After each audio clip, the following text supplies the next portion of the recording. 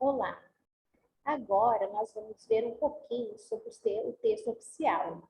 Nós temos vários textos que são textos oficiais e aqui no curso nós vamos ver alguns, ok? Então vamos lá, vamos começar pelo ofício e pelo aviso. O aviso e o ofício são modalidades de comunicação oficial praticamente idênticas elas, tá? Os dois. A única diferença entre eles é que o aviso é expedido exclusivamente por ministros de Estado para autoridades da mesma hierarquia, ao passo que o ofício já é expedido para e pelas demais autoridades. Okay? Então, aviso para as pessoas da mesma hierarquia, para as autoridades da mesma hierarquia, e o ofício é para as demais autoridades. Qual a finalidade do aviso e do ofício? Tem a finalidade o tratamento de assuntos oficiais pelos órgãos da administração pública entre si. E, no caso do ofício, também com particulares, ok? Então, vamos ver os chavões de introduções. Vimos, através desta, solicitar. Venho, pelo presente, solicitar a vossa senhoria, e assim por diante. Nós temos aqui alguns chavões, alguns que podem ser utilizados, tá? Para introduzir, para iniciar um ofício ou um aviso. Qualquer um deles está de acordo. Os fechos impróprios. Agora esse aqui, não, esses já estão o quê? Contra, já não é de acordo fazer eles, tá? Sendo que se nos oferece para o momento, sendo que se nos oferece para o momento, sem mais para o momento, sem outro particular. Então, esses aqui são os fechos desnecessários, que não podem ser utilizados. Os apropriados são atenciosamente, respeitosamente. Para quem que eu uso o atenciosamente? Para autoridades da mesma hierarquia ou de menor escalão e para particulares. E respeitosamente, para autoridades superiores. Eu uso respeitosamente. Tá ok? Então, agora, a lição o ofício e aviso, agora nós vamos ver a ata. A ata, ela é um documento que a gente usa para relatar uma reunião, tá? Registra resumidamente, com clareza, as ocorrências, por exemplo, deliberações, resoluções e decisões de reuniões ou assembleias. Por ter valor jurídico, ela deve ser redigida de maneira que não se possa modificá-la posteriormente.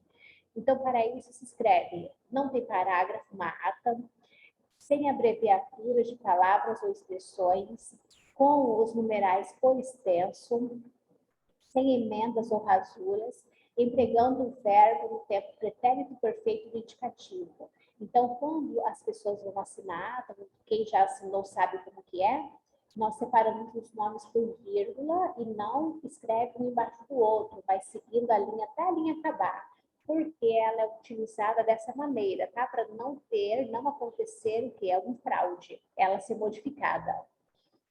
Aí temos aqui um exemplo, observem, aqui é só para completar, então vocês observem que ela não tem parágrafo, ela vai seguindo, ela vai terminando e vai continuando só com ponto no meio da frase e continua em seguida, tá? Então aqui é um modelo para vocês observarem e lerem em seguida, lerem depois. O atestado, que a gente conhece também o atestado, um exemplo, o atestado, né, o atestado médico. Documento em que se afirma a veracidade de certo fato ou a existência de obrigação. Os atestados mais comuns são quais? O atestado de sanidade mental, atestado de óbito, de boa conduta, de bons antecedentes, atestado de residência e de idoneidade também, a idoneidade moral. Então, esse aqui, ó, é aquele ateste, então tem professores que todo ano, ou quando vão assumir o concurso, fazem atestado de sanidade mental. O médico só assina realmente, tá? Que tem que ser o quê? Tem que apresentar veracidade.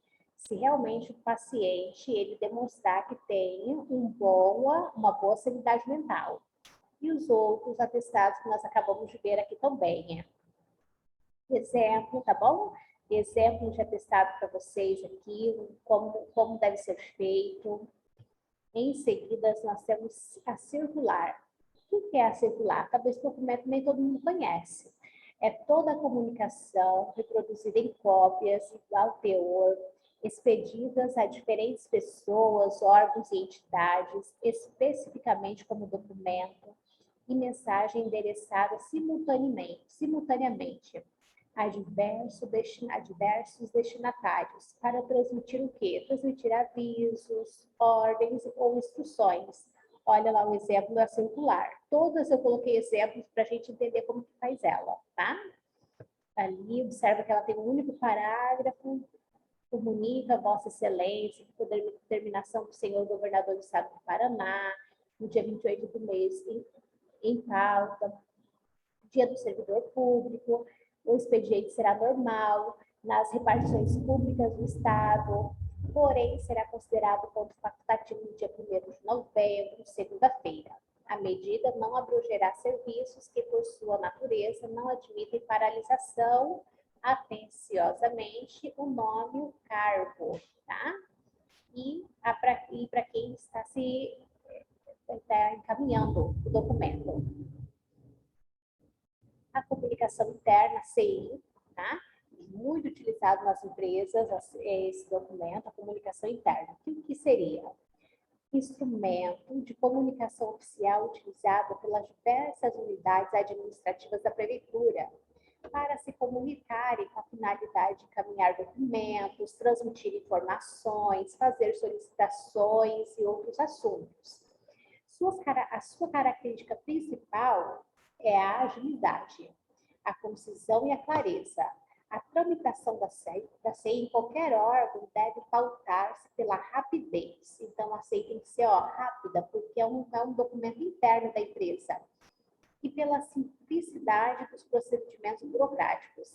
Deverá receber numeração no órgão emissor em série crescente a cada ano. Então, olha o exemplo de CI, o resumo do assunto, a análise da forma, o texto, e aqui é o texto. Segue a norma do procedimento referente à licença médica para análise. Favor informar até dia 9 de abril de 2007 se há alteração, sugestão, atenciosamente, Joana da Silva, assessora técnica. Então, é um documento que deve ser simples e ágil, rápido. Próxima, o convite e a convocação. Então, o convite é um instrumento pelo qual se faz uma convocação, Pede-se o comparecimento de alguém ou solicita sua presença em alguma parte ou em ato. Então, convite, como o nome já fala, você está convidando a pessoa, ok? Convidando ela para uma festa, para um aniversário, para uma formatura, o convite. A convocação corresponde ao convite, mais no sentido de intimação. Ele já não é mais, você não está convidando, você está convocando. Uma convocação para reunião de pais, reunião de professores, né? Reunião de funcionários, é uma convocação. A pessoa deve ter obrigação de ir. Origina o comparecimento, devendo o não comparecimento ser explicado, justificado. Já o convite, não, é só uma solicitação. Você convidou, se a pessoa for, ok. Se não for, tudo bem. A convocação, não. Se você não foi, por quê? O que aconteceu para você ter faltado aquela reunião? Então, nós temos aqui o exemplo de um convite, tá? E o exemplo de uma convocação, que vocês podem ler com calma, pois a apostila está disponível, tá? Na plataforma.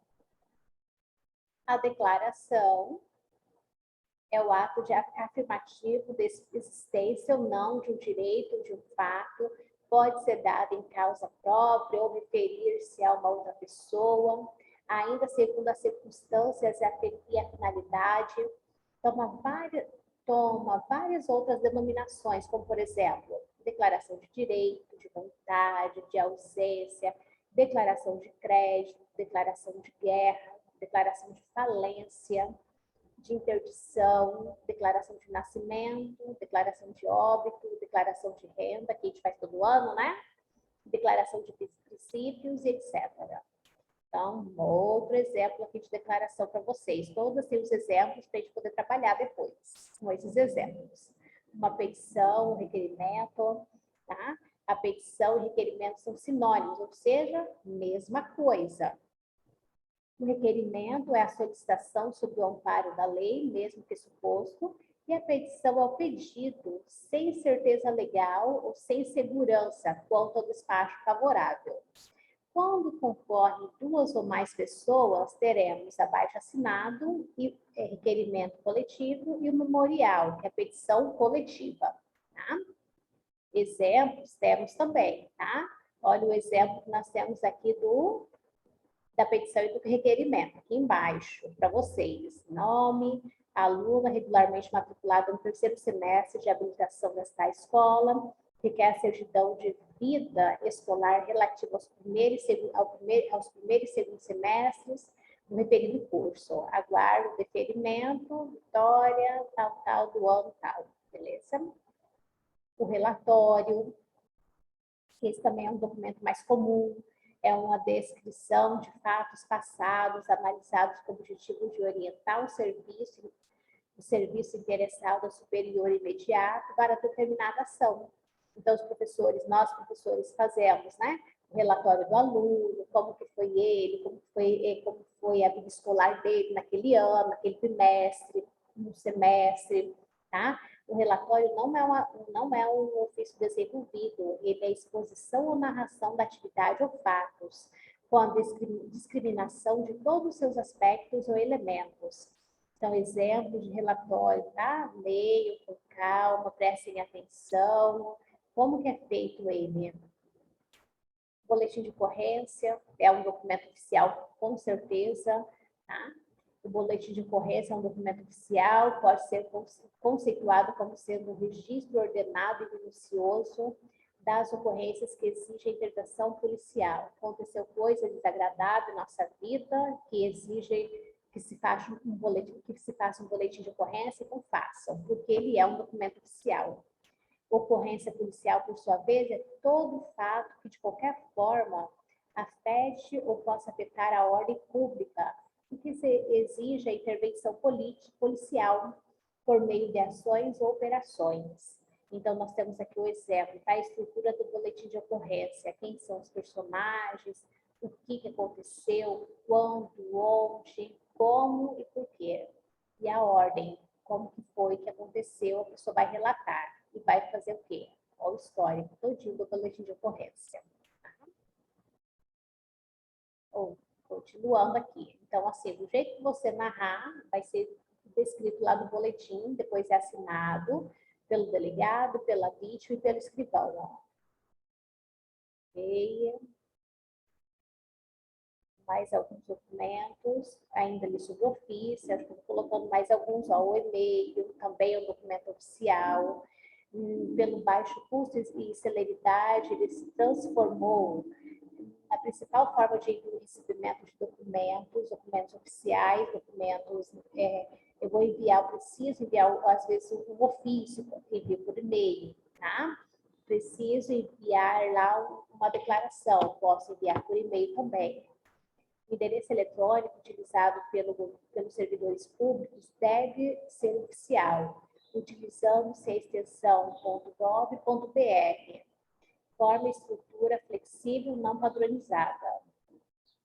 Aqui está a sequência, né? O assunto que vai ser falado, o local e a data, a saudação inicial, vocativo e o fecho. Também trabalhados o quê? No e-mail, entregues no e-mail. A assinatura, os anexos, né? A gente tem os anexos que a gente coloca lá, que geralmente você vai mandar um documento, um ofício, por exemplo, por e-mail, vou anexar. Ok? As recomendações. Então, eu coloquei alguns, são vários, tá? São vários e vários documentos oficiais. Mas, ó, para não ficar tão extenso, eu expliquei alguns desses. Então, assim, ficaram com dúvida, vai surgir, porque não é assim simplesinho, a gente não tem muito costume de trabalhar com esses documentos oficiais, mas a gente vai tirando dúvidas juntos, tá? Então, Está aí disponível o material, qualquer dúvida, tá? É só entrar em contato, estou à disposição para ajudá-los. Bons estudos e até logo!